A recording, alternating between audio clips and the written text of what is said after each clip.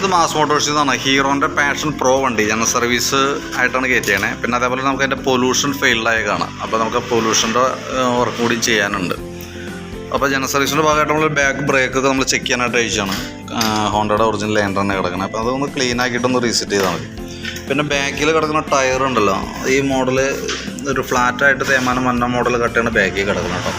നമുക്കത് മാറ്റി യൂസ് ചെയ്യുമ്പോൾ സാധാരണ MRF-ൻ്റെ ഒന്നുമല്ല സാപ്പർ യൂസ് ചെയ്യുക. അതല്ലെങ്കിൽ ഇനിയിപ്പോൾ മാറ്റണ സമയത്ത് സാപ്പറിൻ്റെ MRF-ൻ്റെയിലും സാപ്പർ മോഡലിടാം.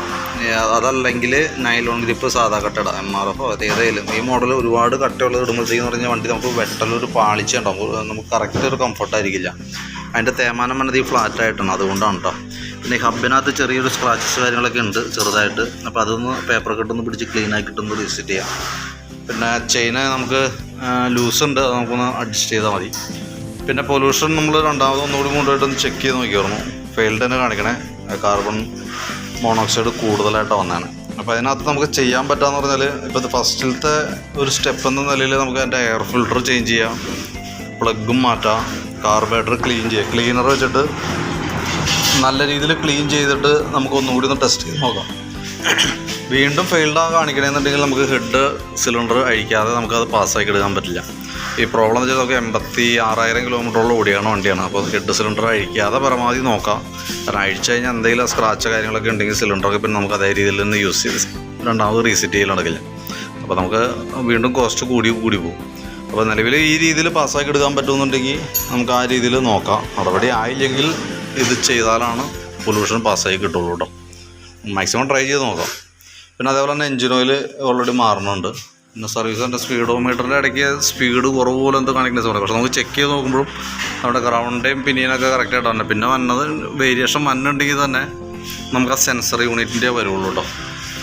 പിന്നെ ഫ്രണ്ട് ടയറൊക്കെ നമ്മൾ നോക്കുമ്പോൾ ഫ്രണ്ട് ടയറൊക്കെ നല്ല കട്ടയുണ്ട്, അത്യാവശ്യം കുഴപ്പമൊന്നുമില്ല. ഡിസ്ക് ബ്രേക്കിൻ്റെ ഭാഗത്തേക്ക് നമ്മൾ നോക്കുന്ന സമയത്തുണ്ടല്ലോ, ബ്രേക്ക് പാഡ് ഓൾറെഡി തീർന്നു. പക്ഷേ ഈ തീർന്നേക്കണേനും ഒരു വ്യത്യാസമുണ്ട്. കാരണം എന്ന് വെച്ചാൽ ഈ സൈഡ് പാഡ് ഉണ്ട്, ഈ സൈഡ് പാഡ് തീർന്നു പോയേക്കാം, നല്ല രീതിയിൽ തീർന്നു പോയേക്കാം. ഈ സൈഡ് ഓൾറെഡി ഉണ്ട്. അതിൻ്റെ കാരണം എന്താ വെച്ചാൽ അത് ഒരു പിസ്റ്റൺ നല്ല രീതിയിൽ ടൈറ്റായിട്ട് ചെയ്യാനുള്ളൂ. ഇത് അഴിച്ച് ഫുള്ളായിട്ടൊന്ന് അഴിച്ച് റീസെറ്റ് ചെയ്താലാണ് അത് ക്ലിയർ ആവുള്ളൂ.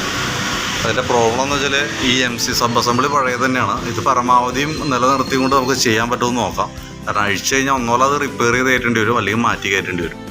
ഇതെന്താ പ്രോബ്ലം എന്ന് വെച്ചാൽ റിപ്പയർ ചെയ്ത് കഴിഞ്ഞാൽ ഇതിൻ്റെ ഉള്ളിൽ വന്ന തേമാനമുള്ള പിസ്റ്റൺ അതിൻ്റെ ഉള്ളിലുള്ള MC സബ് വർക്ക് ചെയ്ത് അതിൻ്റെ MC റിപ്പയർ കിറ്റ് വർക്ക് ചെയ്തിട്ട് ഉള്ളിൽ തേമാനം വന്നിട്ടുണ്ടാവും.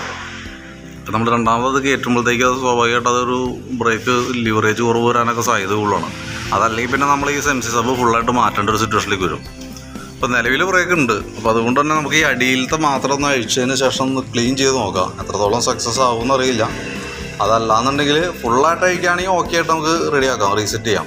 ഇത് നമുക്ക് ക്ലിയർ ചെയ്യാം, പ്രശ്നമൊന്നുമില്ല. പക്ഷേ നമ്മളിത് ബ്രേക്ക് ഫ്ലൂയിഡ് താഴെ നിന്ന് മുകളിലേക്ക് ഫില്ല് ചെയ്യുക. ആ ഫില്ല് ചെയ്യുന്ന സമയത്ത് ഇതിനകത്തേക്ക് ബ്ലീഡിങ് ഇത് എടുക്കാനുള്ള ബ്ലീഡ് ചെയ്യണമെന്നുണ്ടെങ്കിൽ സ്വാഭാവികമായിട്ട് നമ്മൾ ഇത് അഴിക്കേണ്ടി വരും. നമുക്ക് എമൗണ്ടിൽ പറയണേ നമ്മളിപ്പോൾ ഒരു എസ്റ്റിമേറ്റ് എമൗണ്ട് പറയാം, ആ എമൗണ്ടിൽ വേരിയേഷൻസ് വരാൻ സാധ്യതയുണ്ട്.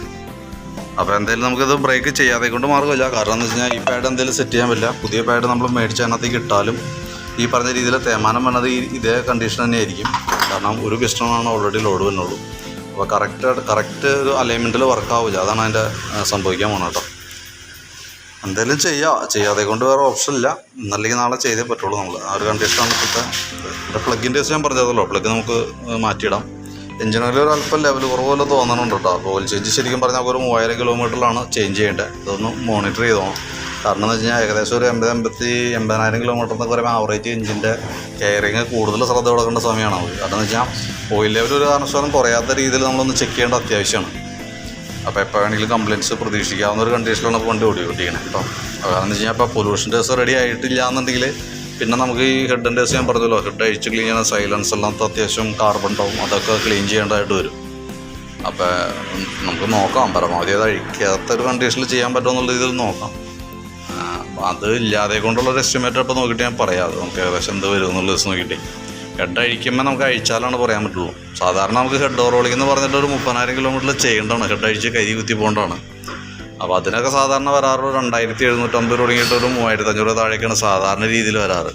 പക്ഷേ നമുക്ക് ഇതിൻ്റെ ഉള്ളിൽ തേമാനോ അല്ലെങ്കിൽ സ്ക്രാച്ചസോ കാര്യങ്ങളൊക്കെ ഉണ്ടെങ്കിൽ നമ്മൾ പ്രതീക്ഷിക്കുന്ന വേണ്ടിയുള്ള മുകളിൽ പോകും. അതുകൊണ്ടാണ് പരമാവധി അത് അഴിക്കാത്തൊരു കണ്ടീഷനിൽ ചെയ്യാൻ പറ്റുമെന്ന് നോക്കാമെന്ന് പറഞ്ഞതിൻ്റെ ദിവസം കേട്ടോ. അതെന്തായാലും നോക്കിയിട്ട് അതിൻ്റെ ഡീറ്റെയിൽസ് പറയാം. മാക്സിമം നമുക്ക് പാസ്സാക്കാവുന്ന കണ്ടീഷനിൽ നോക്കാം. പിന്നെ അതിൻ്റെ ബാറ്ററി നമുക്കത് ഇരിക്കുന്ന ബാറ്ററി എക്സിൻ്റെ ബാറ്ററിയാണ്. അപ്പോൾ ബാറ്ററി ടെസ്റ്റും കൂടി കൂടുതൽ നമ്മൾ നടത്തി വിടുന്നുണ്ട്. വോൾട്ട് ചെക്ക് ചെയ്യുമ്പോൾ 12.75 വരെ കിട്ടുന്നുണ്ട്. 12 വോൾട്ട് ബാറ്ററിയാണ്, നല്ല വോൾട്ടാണ് നമുക്ക് കിട്ടുന്നത്. ബാറ്ററി നമ്മൾ ടെസ്റ്റിലേക്ക് കൊടുക്കുന്നുണ്ട്. അപ്പോൾ ബാറ്ററി കംപ്ലയിൻസ് എന്തെങ്കിലും ഉണ്ടെങ്കിൽ കൃത്യമായിട്ട് നമുക്ക് ഇതിനകത്ത് അറിയാൻ പറ്റും. ഇതിപ്പോൾ ഓക്കെയാണ്, നിലവിൽ വേറെ പ്രശ്നങ്ങളൊന്നും ബാറ്ററിക്കില്ല. ആഴ്ചയിലും പുതിയ ബാറ്ററിയാണ്. സർവീസിനകത്ത് ബാറ്ററി ടെസ്റ്റും കൂടി ഉള്ളതുകൊണ്ടാണ് അതിനകത്ത് പെടുത്തിയെന്നുള്ളൂ കേട്ടോ. ഇതൊക്കെയാണ് മെയിനായിട്ടുള്ള ഇതുമായി ബന്ധപ്പെട്ട വർക്കുകൾ. അപ്പോൾ ഞാൻ അതിൻ്റെ ഒരു ഏകദേശം ഒരു എസ്റ്റിമേറ്റ് ഒന്ന് റെഡിയാക്കിയിട്ട് carburettor cleaning, carburettor cleaning, air filter plug, ഈ ഡിസ്ക് ബ്രേക്കിൻ്റെ റീസെറ്റിങ്, അതേപോലെ എൻജിൻ ഓയിൽ, ഇതെല്ലാം പെടുത്തിയിട്ട് പൊല്യൂഷൻ ടെസ്റ്റ് അടക്കം എല്ലാം പെടുത്തിയിട്ടുള്ളൊരു എസ്റ്റിമേറ്റ് നോക്കിയിട്ട് ഡീറ്റെയിൽസ് ഒന്ന് വാട്സാപ്പിലേക്ക് ഇടാം കേട്ടോ. ഇനിയിട്ട് പാസ്സായില്ല എന്നുണ്ടെങ്കിൽ നെക്സ്റ്റ് അതിൻ്റെ ഫർദർ നമുക്ക് എന്താ ചെയ്യേണ്ടതെന്ന് വെച്ചാൽ അത് നോക്കിയിട്ട് അതനുസരിച്ചിട്ടുള്ള എമൗണ്ട് നോക്കിയിട്ട് പറയാം. വ്യത്യാസം 90% പാസ്സാവേണ്ടതാണ്, നമുക്ക് ആ രീതിയിൽ ചെയ്യാം. ഓക്കെ.